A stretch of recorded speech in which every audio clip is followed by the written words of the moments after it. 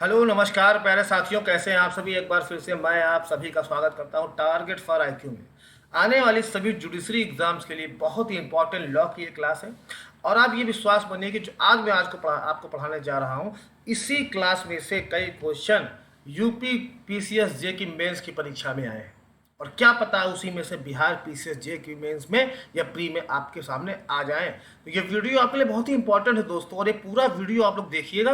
जो नए हो चैनल पे वो सब्सक्राइब कर लें, बेल आइकन दबा दें, जिससे कि नई वीडियो आए आपको वो आपसे मिल सके और उनके कुछ क्वेश्चन है वो आपसे रूबरू हो सके। क्या पता उनमें से कोई क्वेश्चन आपका आने वाली परीक्षा में आपका इंतजार कर रहा हो और आपका भविष्य संवार जाए। और आपका भविष्य संवरेगा तो हम लोगों को भी बहुत खुशी होगी। और इसी आशा के साथ शुरू करते हैं आज का नया वीडियो। पूरा वीडियो अंत तक देखिएगा, बहुत ही धमाकेदार क्लास है दोस्तों, और लाजवाब प्रश्न है और लाजवाब प्रश्न का एक्सप्लेनेशन है। तो शुरू करते हैं इसी आशा के साथ कि आपका भविष्य उज्जवल हो। पहला क्वेश्चन देखते हैं क्या कह रहा है।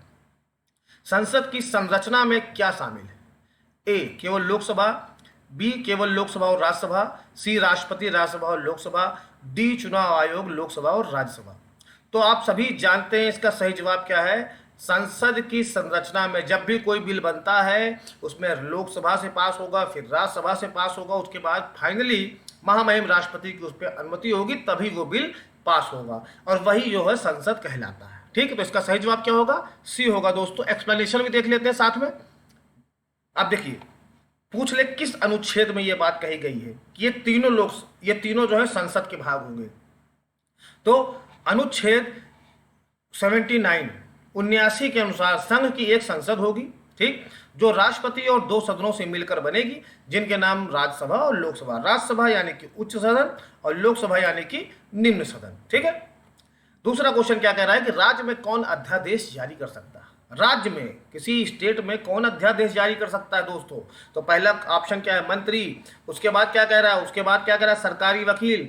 फिर सी राज्यपाल, फिर डी मुख्यमंत्री। तो आप बताइए कौन कर सकता है?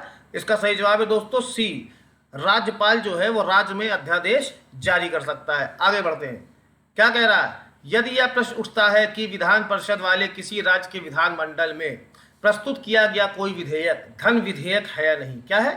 धन विधेयक है या नहीं, तो उस पर आखिरी निर्णय किसका होगा दोस्तों? तो उस पर आखिरी निर्णय किसका होगा आपको ये बताना है। तो उसका ए उस राज्य के मुख्यमंत्री का, बी उस राज्य के राज्यपाल का, सी उस राज्य की विधानसभा के स्पीकर का, यानी कि जो उस राज्य के विधानसभा को चला रहा है स्पीकर, विधानसभा का अध्यक्ष, या फिर डी राज्य की कैबिनेट का। तो सही जवाब है दोस्तों इसका सही जवाब है उस राज्य के विधानसभा के स्पीकर के। मान लीजिए उत्तर प्रदेश में है और उत्तर प्रदेश में कोई विधेयक धन विधेयक है या नहीं है, वो कौन तय करेगा? उस राज्य का विधानसभा का स्पीकर तय करेगा। देखिए, भारतीय संविधान के अनुच्छेद 199 में यह कहा गया है कि यदि यह प्रश्न उठता है कि विधान परिषद वाले किसी राज्य के विधानमंडल में प्रस्तुत किया गया कोई विधेयक धन विधेयक है या नहीं, तो उस पर उस राज्य के विधानसभा के अध्यक्ष का अंतिम निर्णय होगा। अनुच्छेद ध्यान करिएगा दोस्तों, अनुच्छेद क्या कह रहा है? अनुच्छेद 199(3). ठीक है। अगला क्वेश्चन देखिए, किसी राज्य के राज्यपाल को विधानमंडल के विश्रांति काल में अध्यादेश प्रख्यापित करने का शक्ति का निम्न में किसको अधीन प्राप्त है? किस अनुच्छेद में है ये? ठीक है। ए 213, बी 229, सी 123 या डी 226। तो इसका सही जवाब क्या है दोस्तों? इसका सही जवाब है सी 123 में। ठीक है। एक्सप्लेनेशन देख लेते हैं कि संविधान के अनुच्छेद 123 में ये कहा 123 सॉरी हाँ, इसका सही जवाब होगा दोस्तों, एक बार देखते हैं। संविधान के अनुच्छेद 213 के अंतर्गत किसी राज्य का राज्यपाल राज्य विधानमंडल के सत्र में नहीं रहने पर अध्यादेश प्रख्यापित कर सकता है। राज्यपाल द्वारा जारी अध्यादेश की राज्य विधानमंडल के पुनः समवेत होने के 6 सप्ताह के अंदर पुष्टि आवश्यक होगी। ठीक, ऐसा ना होने पर यह निष्प्रभावी हो जाएगा। ठीक है, कोई मतलब नहीं रहेगा उसका।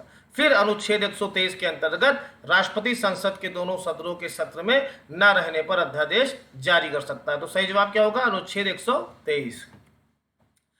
क्वेश्चन नंबर 5 क्या कर रहा है कि संसद की बैठक वर्ष में कम से कम कितनी बार होनी चाहिए? एक बार, 2 बार, 3 बार, या डी इस संबंध में कोई उपबंध नहीं है। तो इसका जो सही जवाब है दोस्तों वो है आपका क्या है? इसका जो सही जवाब है दोस्तों वो है आपका सी, संसद की बैठक वर्ष में कम से कम 3 बार होनी चाहिए। ठीक है, वर्ष में कम से कम 3 बार होनी चाहिए। और क्वेश्चन नंबर 4 का जो सही जवाब है आपका वो है 213। ठीक है, इसको आप हटा दीजिए।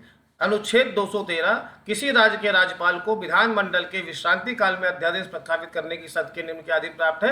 अनुच्छेद 213। और जब ऐसा नहीं होगा तब क्या करेगा, अनुच्छेद 123 के अंतर्गत राष्ट्रपति संसद के दोनों सदनों के सत्र में न रहने पर अध्यादेश जारी कर सकता है। ठीक है, क्वेश्चन 5 का आंसर क्या है, क्या कहते हैं, वर्ष में कम से कम 3 बार इसकी बैठक होनी चाहिए। अनुच्छेद 85 के अनुसार इसका जो है व्याख्या देख लेते हैं।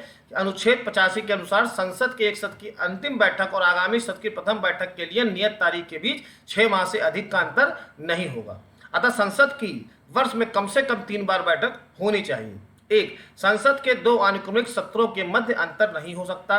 बहुत इंपॉर्टेंट क्वेश्चन है, ये भी पूछा गया है कि संसद के 2 अनुक्रमिक सत्रों के बीच अंतर हो सकता है कि नहीं हो सकता, ये पूछा गया सवाल है। अब आपको ये जानना है कि नहीं हो सकता है, अंतर नहीं हो सकता है। फिर क्या कह रहा है, 6 माह से अधिक, 4 माह से अधिक, 3 माह से अधिक जो समय राष्ट्रपति द्वारा निर्धारित हो। मतलब इनके सत्रों के मध्य अंतर नहीं हो सकता। कितना, 6 महीने से अधिक नहीं हो सकता, 4 महीने से अधिक नहीं हो सकता, 3 महीने से अधिक नहीं हो सकता, या जो समय राष्ट्रपति निर्धारित कर दे नहीं हो सकता। आगे बढ़ते हैं। लोकसभा के 2 सत्रों के अंतराल को क्या कहते हैं।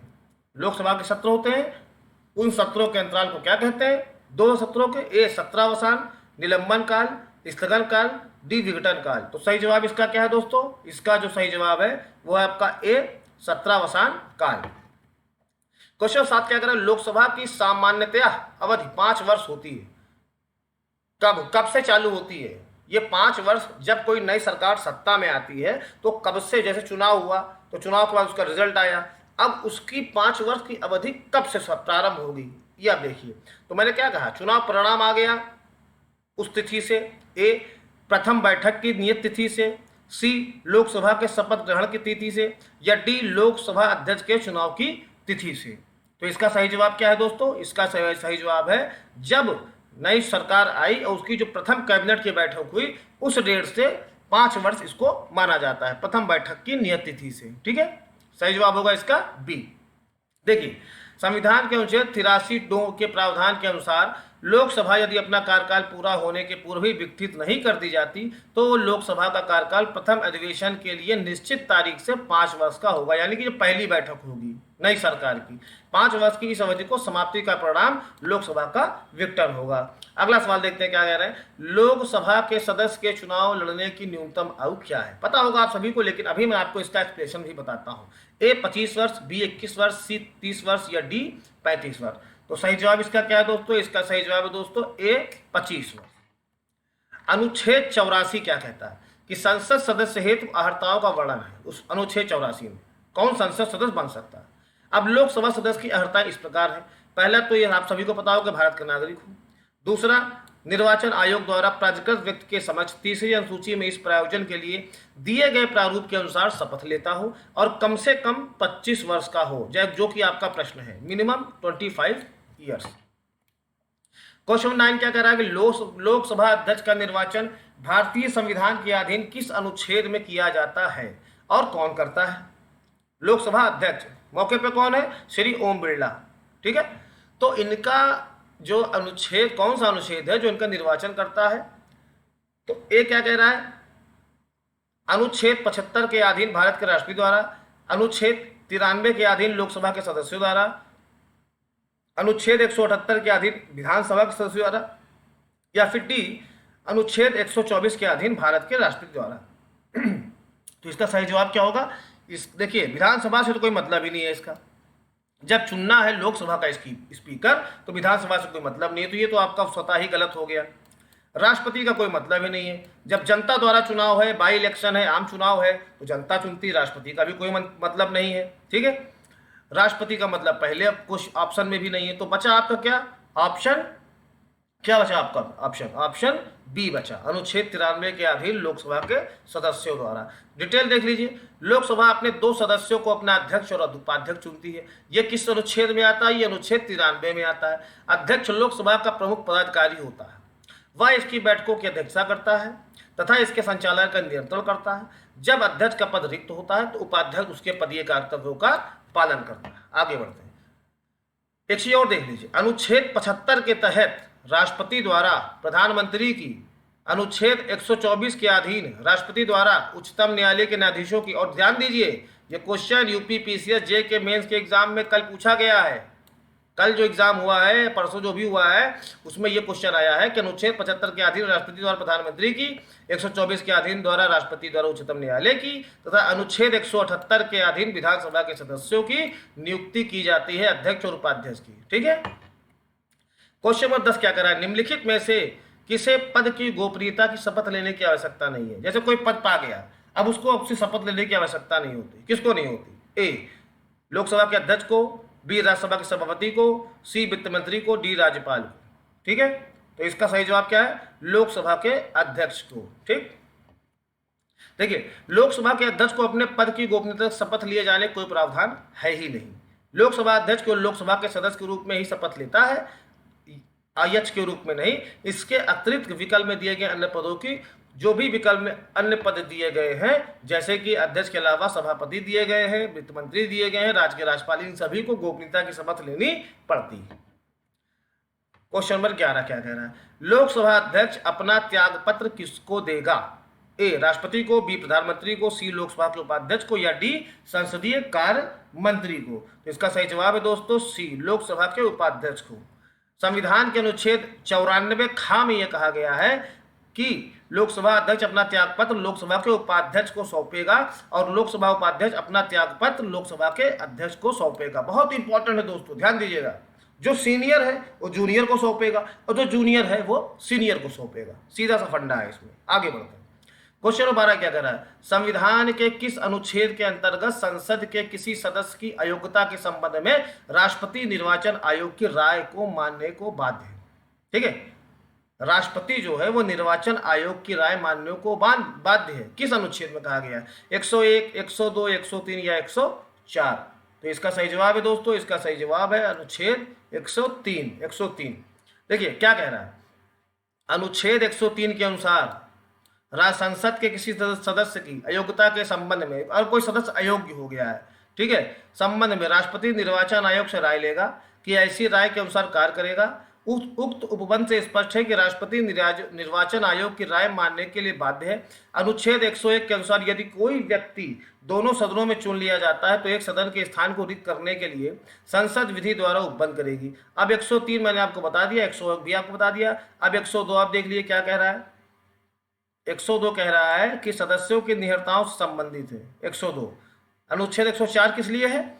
अनुच्छेद 99 के अधीन शपथ लेने या प्रतिज्ञान करने से पहले अहिर्त न होते हुए या निरस्त किए गए जाने पर बैठने और मत देने के लिए शास्ति। ठीक है, क्वेश्चन नंबर 13 क्या कर रहा है कि केशव सिंह का मामला संबंधित है। केशव सिंह बहुत इंपॉर्टेंट है दोस्तों, ये केशव सिंह का मामला किससे संबंधित? ए प्रेस की स्वतंत्रता से, बी जीवन के अधिकार एवं व्यक्तिगत स्वतंत्रता से, सी संसदीय विशेषाधिकार से, या डी राष्ट्रपति शासन लागू करने से। तो इसका सही जवाब क्या है? संसदीय विशेषाधिकार से, ऑप्शन नंबर सी।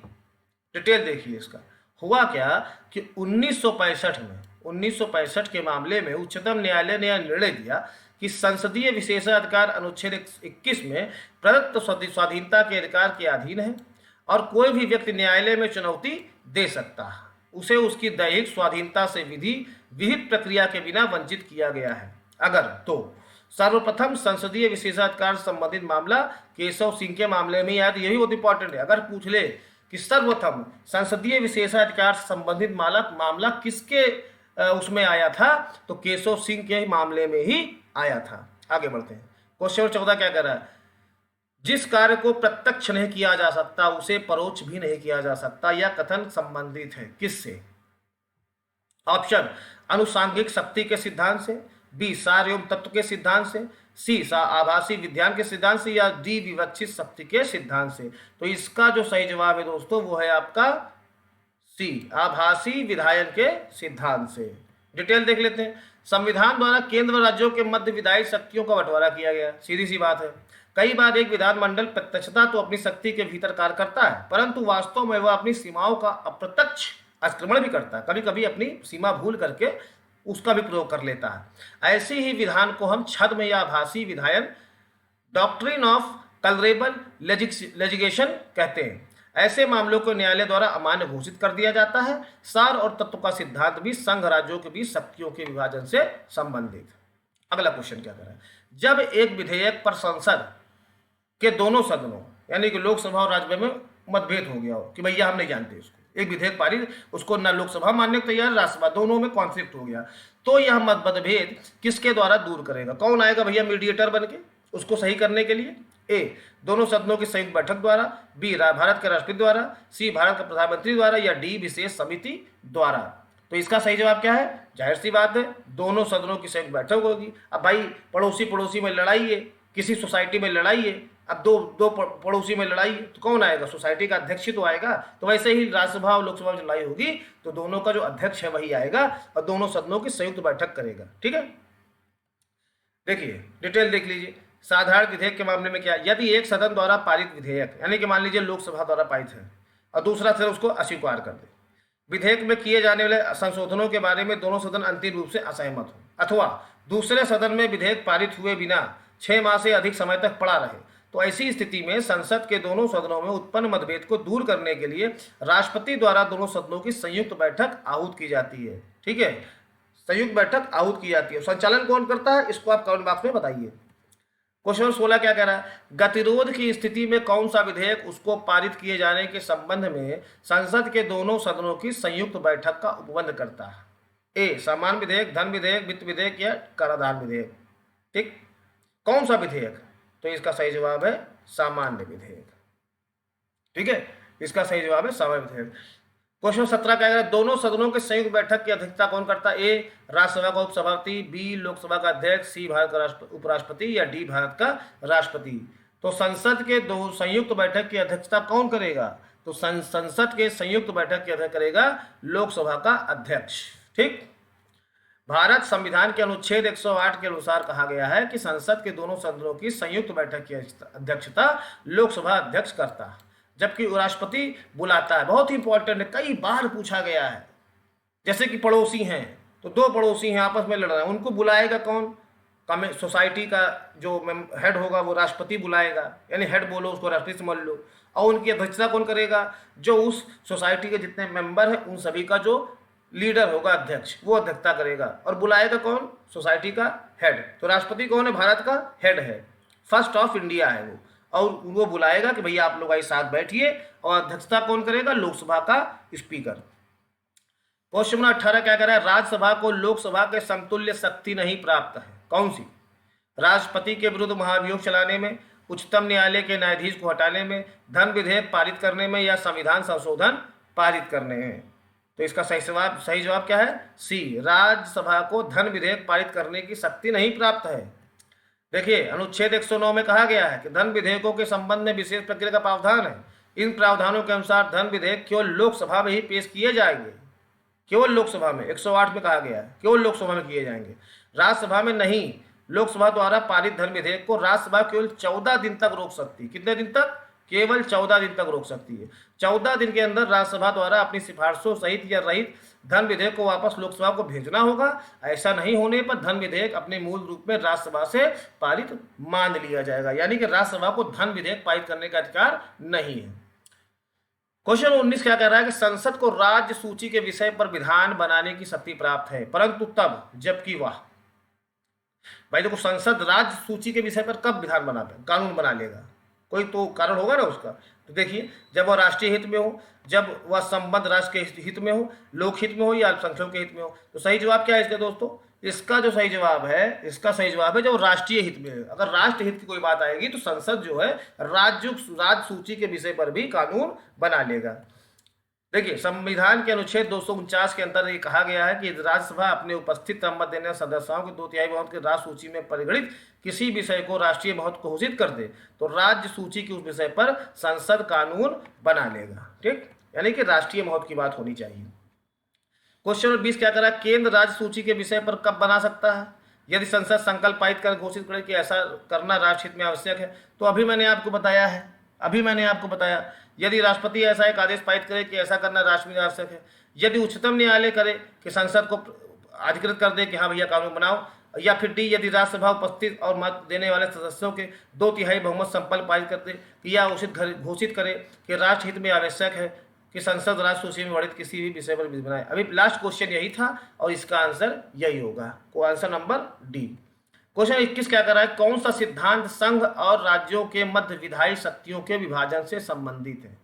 संघ और राज्यों के बीच, मतलब केंद्र सरकार और राज्यों के बीच विधायी शक्तियों, कानूनी शक्तियों के विभाजन संबंधित है। कौन सा, ए अधित्याग का सिद्धांत, बी प्राधिकरण का सिद्धांत, सी सार एवं तत्व का सिद्धांत, या डी आच्छादन का सिद्धांत। तो इसका सही जवाब क्या होगा दोस्तों, इसका सही जवाब है सी, सार एवं तत्व का सिद्धांत।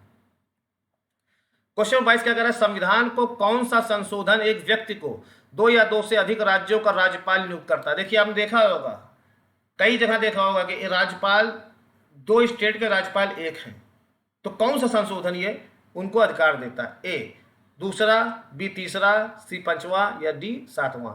तो इसका सही जवाब क्या दोस्तों, इसका सही जवाब है सातवां संशोधन यानी कि डी। देखिए संविधान में 7वां संशोधन अधिनियम 1956 द्वारा अनुच्छेद 153 में ये कहा गया है कि किसी व्यक्ति को 1 से अधिक राज्यों का राज्यपाल नियुक्त करने से यह अनुच्छेद नहीं रोकेगा। ठीक। क्वेश्चन 23 क्या कह रहा है कि निम्नलिखित में से कौन अपना पद भारत के राष्ट्रपति के प्रसाद पर्यंत धारण करता है। ठीक। भारत का निर्वाचन आयुक्त यानी कि जो चुनाव आयुक्त होता है, चुनाव कराता है, बी राज्यों के राज्यपाल, सी उच्चतम न्यायालय के न्यायाधीश, या डी लोकसभा अध्यक्ष। 23वां, तो इसका सही जवाब क्या है, राज्यों के राज्यपाल। ठीक है, ये राष्ट्रपति के प्रसाद पर्यंत धारण करते हैं। डिटेल देख लीजिए कि भारतीय संविधान के अनुच्छेद 156(1) के अनुसार राज्यपाल राष्ट्रपति के प्रसाद पर्यंत यानी पद धारण करेगा। 5 साल दोनों का होता है, लेकिन जब तक अपने पद पर बना रहे। अनुच्छेद 156(3) के अनुसार ये सामान्य रूप से राज्यपाल अपने पद ग्रहण की तारीख से 5 वर्ष की अवधि तक पद धारण करते हैं, जितना राष्ट्रपति का कार्यकाल होता है। क्वेश्चन 24 क्या कह रहा है, राज्यपाल के पद त्याग की स्थिति में राज्यपाल ने अपना पद त्याग दिया, अब त्याग पत्र किसे देगा, किसके नाम लिखेगा, ए राष्ट्रपति को, बी मुख्यमंत्री को, सी उपराष्ट्रपति को, या डी ए और बी दोनों को। तो इसका सही जवाब दोस्तों वो क्या है भाई, राज्यपाल अपना पद त्यागेगा तो किसको देगा, राष्ट्रपति को देगा। ऑप्शन ए सही है। डिटेल देख लीजिए, अनुच्छेद 156(2) के अनुसार राज्यपाल राष्ट्रपति को संबोधित, उसको अपना एप्लीकेशन उसके नाम करते हुए अपने हस्ताक्षर सहित अपना पद त्याग करेगा। क्वेश्चन 25 क्या कर रहा है, राज्यपाल की मृत्यु के स्थिति में अगले राज्यपाल की नियुक्ति तक कौन पद संभालेगा। सपोज करिए राज्यपाल जो है मौके पे किसी भी उत्तर प्रदेश के या कहीं मध्य प्रदेश कहीं के भी हो, उनकी डेथ हो जाती है, तो कौन उनकी नियुक्ति तक पद संभालेगा। ए सुप्रीम कोर्ट का न्यायाधीश, बी उच्च न्यायालय का मुख्य न्यायाधीश, सी उच्च न्यायालय कोई न्यायाधीश, या डी उपयुक्त में से कोई नहीं। तो इसका जो सही जवाब क्या है, डी है। कंफ्यूज ना होइएगा, कोई नहीं संभालेगा, कोई जज नहीं संभालेगा। क्यों नहीं संभालेगा, डिटेल देखिए। अनुच्छेद 160 क्या कह रहा है, राष्ट्रपति ऐसी किसी स्थिति में, ऐसी कोई आकस्मिक स्थिति आ गई तो उसमें यह है कि राज्य के राज्यपाल के कृत्यों का निर्वहन करने के राष्ट्रपति जिसको ठीक समझेगा वो उसका कार्यकाल संभालेगा। 26 क्या कह रहा है, लोकसभा भंग हो गई तो आकस्मिक निधि से धनराशि कैसे निकाली जाएगी। ठीक है, कौन निकालेगा, ए राष्ट्रपति द्वारा अध्यादेश जारी करके, बी राष्ट्रपति के आदेश द्वारा, सी राज्यसभा द्वारा, या डी लोकसभा के पुनर्गठन के बाद ही। तो इसका सही जवाब क्या होगा, इसका सही जवाब होगा दोस्तों बी, राष्ट्रपति के आदेश द्वारा ही निकाले जाएगी धनराशि अगर लोकसभा भंग हो गई। डिटेल देख लीजिए, लोकसभा भंग हो तो आकस्मिक निधि से धनराशि राष्ट्रपति के आदेश द्वारा निकाली जाएगी या निधि कार्यपालिका के व्ययनाधीन होगी। ठीक। 27 क्या कह रहा है, क्वेश्चन नंबर, संविधान के अंतर्गत राज्य क्षेत्रातीत लागू होने की विधियों का निर्माण करने की शक्ति प्रदान की गई है। राज्य क्षेत्रातीत लागू होने की विधियों का निर्माण करने की शक्ति प्रदान की किसको, केवल राज्य व्यवस्थापकों को, बी केवल संसद को, सी राज्य व्यवस्थापक को संसद दोनों को, ना तो संसद को ना ही राज्य व्यवस्थापकों को। ठीक है, तो इसका जो सही जवाब हो क्या दोस्तों, केवल संसद को ये शक्ति दी गई। ऑप्शन नंबर बी इसका आंसर होगा। क्वेश्चन 28, क्षेत्रीय संबंध का सिद्धांत किससे है, ए अनुच्छेद 13 से, अनुच्छेद 211 से, अनुच्छेद 245 से, या डी अनुच्छेद 300 से। तो इसका सही जवाब क्या है, इसका सही जवाब है अनुच्छेद 245 से क्षेत्रीय संबंध के सिद्धांत का संबंध है। 29, क्षेत्रीय संबंध का सिद्धांत किससे है, तो ये इसका आंसर भी वही होगा। क्वेश्चन 30 क्या कह रहा है, जिसे प्रत्यक्ष रूप से नहीं किया जा सकता उसे अप्रत्यक्ष रूप से भी नहीं किया जा सकता, यह वक्तव्य किस सिद्धांत से? ए छद्म विधायन का, बी सारांश अनुसार का, सी समरसता का, या डी आच्छादन के सिद्धांत का। तो इसका जो सही जवाब है वो दोस्तों क्या है, इसका सही जवाब है दोस्तों वो है आपका ए छद्म विधायन का सिद्धांत। देखिए, जिसे प्रत्यक्ष नहीं किया जा सकता उसे परोक्ष रूप से भी करने की अनुमति नहीं दी जा सकती, इसे छद्म विधायक सिद्धांत कहते हैं या डॉक्ट्रिन ऑफ कलरेबल लेजिस्लेशन कहते हैं। ठीक है, क्वेश्चन 31 क्या कह रहा है कि भारतीय संविधान में अवशिष्ट शक्तियां सन्निहित हैं कहाँ? ए राष्ट्रपति, बी राज्य, सी केंद्रीय मंत्रिमंडल, या डी संसद। तो इसका सही जवाब है दोस्तों, इसका सही जवाब है डी संसद में सन्निहित है। देख लियो डिटेल। संविधान के अनुच्छेद 248 के अनुसार ये कहा गया संसद को किसी ऐसे विषय पर जो समवर्ती सूची, समवर्ती यानी कि राज्य और केंद्र दोनों के कानून बनाए सकते हैं, या राज्य सूची जहां सिर्फ राज्य के कानून बनाए सकते हैं, में प्रगणित है नहीं है विधि बनाने का अन्य शक्ति, अतः स्पष्ट है कि अवशिष्ट शक्तियां संसद में सन्निहित हैं।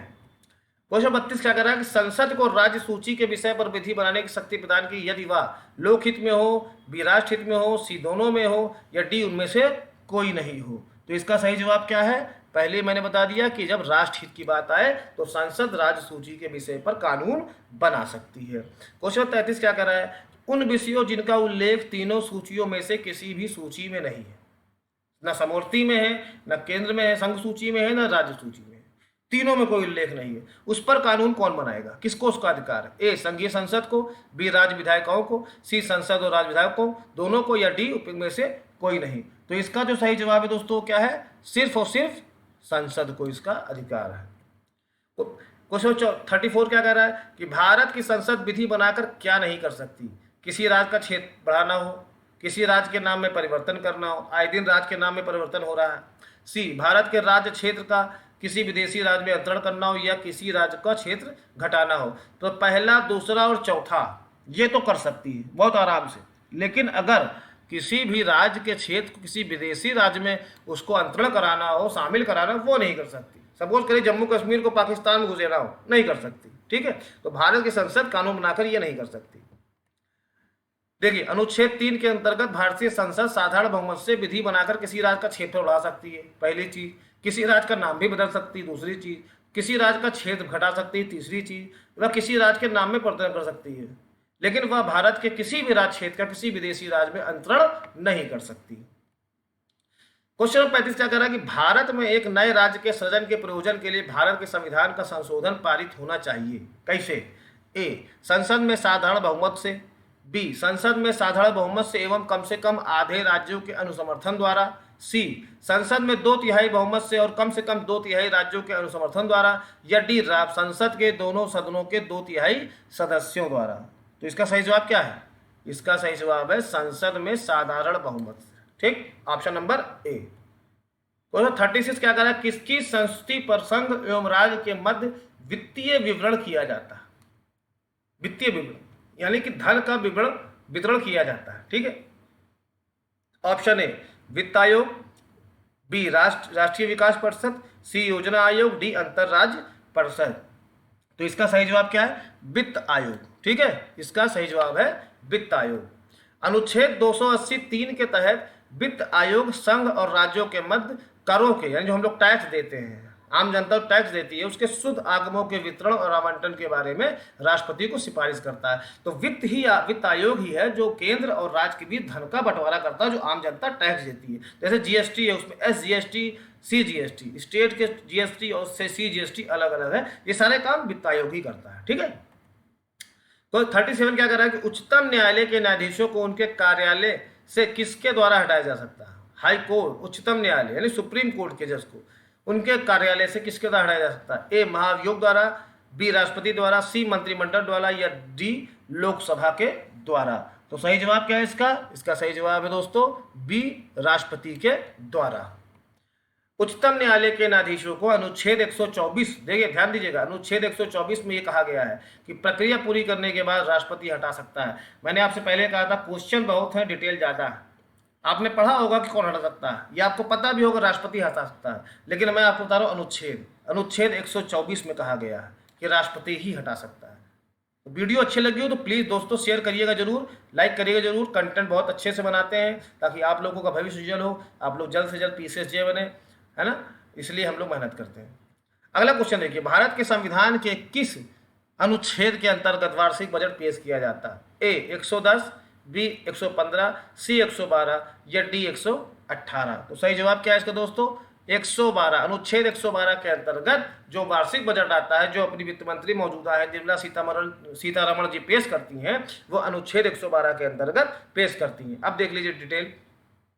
भारत संविधान के अनुच्छेद 112 के अंतर्गत वार्षिक बजट पेश किया जाता है। अब अनुच्छेद 110 में क्या होता है? धन विधेयक को परिभाषित किया गया है। अनुच्छेद 115 में अनुपूरक अनुदान की बात कही गई है। अनुच्छेद 118 में नियम बनाने को बात की गई है। अब देखिए दोस्तों, वीडियो आपको अगर अच्छा लगा तो प्लीज़ और प्लीज़ इसको शेयर जरूर कर दीजिएगा, लाइक शेयर कमेंट कर दीजिएगा, और चैनल पे नए हो तो सब्सक्राइब कर लीजिएगा, बेल आइकन दबा दीजिएगा। इस आशा के साथ कि आप लोग बहुत जल्द से जल्द PCS बने, जज बने। हम आपके लिए फिर एक नई वीडियो लेके आएंगे और बहुत धमाकेदार लाएंगे। तब तक के लिए इजाजत दीजिए। तब तक के लिए जय हिंद, जय भारत।